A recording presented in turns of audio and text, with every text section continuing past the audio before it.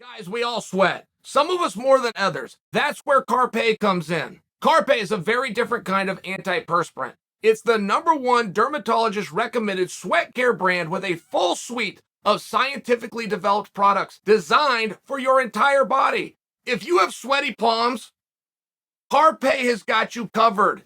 It's non-greasy and doesn't leave any residue.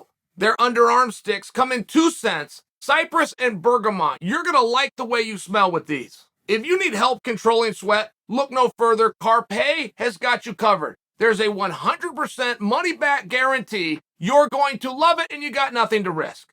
Go to the description and click on mycarpe.com/Chael Sonnen. Do it right now to get a free exfoliating wash automatically added to your cart with any purchase. Carpe is also offering 30% off on select bundles plus free shipping. Just click on the link below. What do you guys want to do with Dustin Poirier? And I'm asking you because I feel as though Dustin asked you. I feel as though an interview that Dustin Poirier did about 3 weeks ago, where he was very open-ended for what's next, what it means for his career, and even within weight divisions, I think he's waiting to hear from you. I think before you want clarity on Dustin Poirier, you need to start coming up with the boundaries. I'll go first. I want him at 155. I really do. I think if he goes to 170, particularly being called out by Colby Covington, he's probably going to have to end up there with Colby.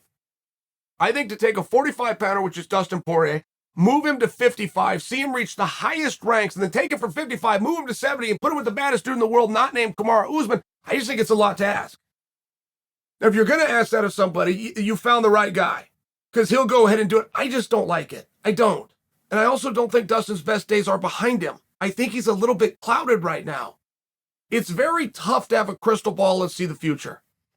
So if you're Dustin Poirier and you wake up and you want to be a world champion and you're willing to put in the hard work, do the discipline, and climb that mountain one more time, but you can't get back to Oliveira, time out. That's the landscape of today.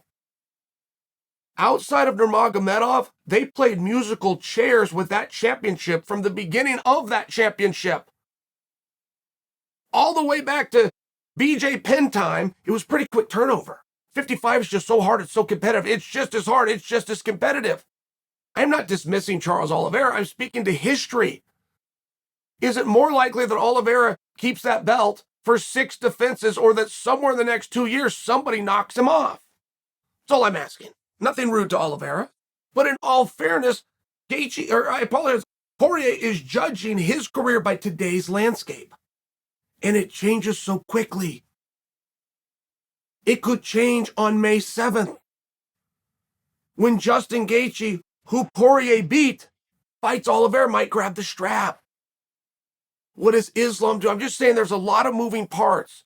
And I think that Poirier is very open to certain ideas right now. He said, I don't want to fight Colby. Fine. Don't put that on him. So what? But if you don't want to fight Colby, can we also take that to, let's just keep 170 out of talks for right now.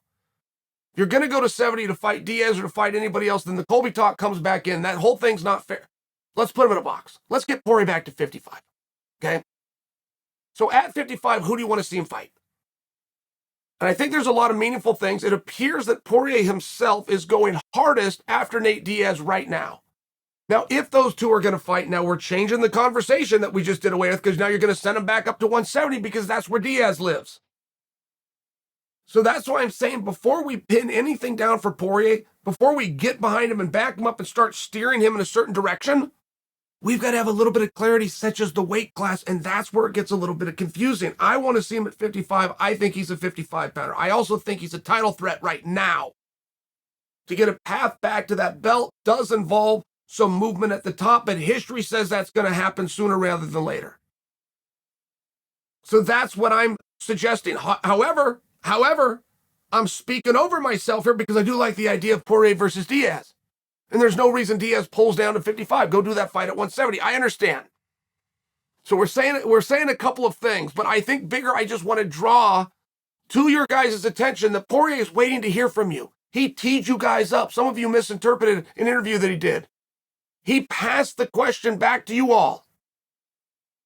So make sure you do get some answers. Make sure you start to tell him. Make sure you start tagging him on social media. Start sharing them where you'd like to go. He'll get a sense real fast when he's reading what the masses want.